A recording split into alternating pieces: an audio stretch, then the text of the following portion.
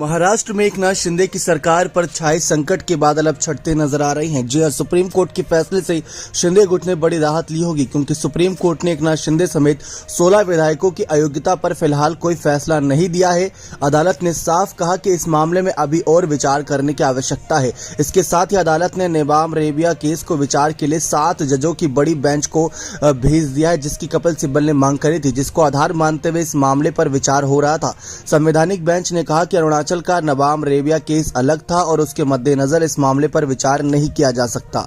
अदालत की एक टिप्पणी पर एकनाथ शिंदे खेमे को बड़ा झटका जरूर लगा। अदालत ने कहा कि विधानसभा में विश्वास मत पर प्रस्ताव पर वोटिंग के दौरान शिंदे खेमे के भरत गोगावले को शिवसेना का चीफ व्हिप बनाया जाना अवैध था। कोर्ट ने गवर्नर की तरफ से फ्लोर टेस्ट कराए जाने के फैसले पर भी सवाल उठा दिए। अदालत ने कहा कि शिवसेना विवाद आंतरिक कलह था और उसे निपटाने के लिए फ्लोर टेस्ट कराना सही नहीं था। चीफ जस्टिस की अगुवाई वाली बेंच ने कहा कि अंदरूनी कलह विश्वास मत कराने के लिए सही आधार नहीं था। फ्लोर टेस्ट तो नियमों के आधार पर ही होना चाहिए था। सुप्रीम कोर्ट ने कहा कि विधानसभा स्पीकर को उसी को शिवसेना का व्हीप मानना चाहिए था जिसे पार्टी ने आधिकारिक तौर पर घोषित किया था। बेंच ने कहा कि स्पीकर को पता था कि 2 गुट है, लेकिन उन्होंने अपने पसंद के व्हीप को मान्यता दी। उन्हें आधिकारिक व्हीप को ही मान्यता देनी थी। इसी तरह सुप्रीम कोर्ट की व्हीप को लेकर की गई टिप्पणी एकनाथ शिंदे सरकार के लिए बड़ा झटका है, लेकिन सुप्रीम कोर्ट ने अपने फैसले में साफ कहा कि अब नए व्हीप का चयन स्पीकर द्वारा जांच के बाद किया जाएगा। यह फैसला ईसी यानी चुनाव आयोग करेगा और विधानसभा के स्पीकर ही कर सकते हैं। अदालत ने यह भी कहा कि कौन असली शिवसेना और कौन नकली, इस पर भी चुनाव आयोग ही विचार करेगा। चीफ जस्टिस की अगुवाई वाली बेंच ने कहा कि पार्टी को लेकर फैसला होने के बाद ही विधायकों की अयोग्यता को लेकर फैसला किया जाएगा।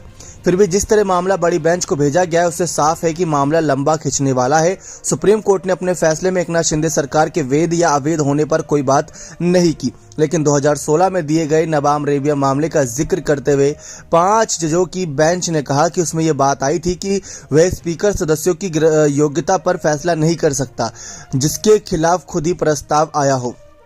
अदालत ने कहा कि इस मामले को बड़ी बेंच के समक्ष भेजा जाएगा। साफ है कि अब इस केस की सुनवाई 7 जजों की बेंच करेगी। इसका मतलब है कि एकनाथ शिंदे सरकार पर कोई खतरा नहीं है और सुप्रीम कोर्ट की बड़ी बेंच की सुनवाई में लंबा वक्त लगेगा और तब तक तो शायद शिंदे अपना कार्यकाल भी पूरा कर लेंगे। सुप्रीम कोर्ट की बड़ी बेंच देखते हैं क्या फैसला लेगी, लेकिन इस तरह सुप्रीम कोर्ट का फैसला उद्धव ठाकरे गुट के लिए बहुत बड़ा झटका माना जा रहा है, क्योंकि ये उनके लिए एक आखिरी उम्मीद थी। उम्मीद करते जानकारी पसंद आई होगी। बहुत बहुत धन्यवाद।